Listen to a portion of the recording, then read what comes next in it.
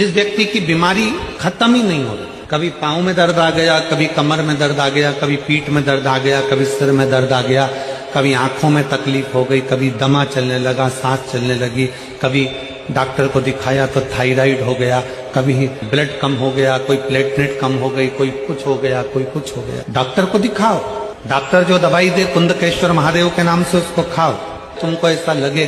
कि ये शरीर का रोग तो समाप्त हो ही नहीं रहा, एक ना एक रोग चल ही रहा, ये रोग समाप्त होने का नाम ही नहीं ले रहा। पिपलेश्वर महादेव का नाम लेकर और पिपलेश्वर महादेव का नाम लेकर किसी भी शिवालय में, शंकर के मंदिर में जाकर एक बेलपत्र रखकर उस जो प्रसाद तुम बना कर ले गए हो, जो तुम भोग बना कर ले गए हो, उसका स्पर्श कर कर पिपलेश्वर महादेव का नाम लेकर शंकर को उस भोग को रखकर, बेलपत्र रखकर शिवजी को 7 बार एक ही लोटे का जल,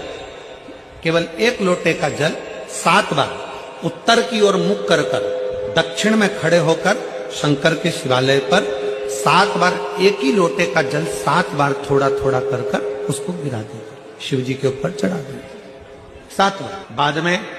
जो प्रसाद पर आपने बेलपत्र रखी है, उसी बेलपत्री को उठाकर शंकर के शिवलिंग पर चढ़ा दे। बाबा को प्रणाम करिए, बाबा मेरे शरीर का रोग समाप्त नहीं हो रहा। किसी भी दिन पिपलेश्वर महादेव का नाम लेकर वो चढ़ी हुई बेलपत्री लियाओ, प्रसाद लियाओ, घर पर आने पर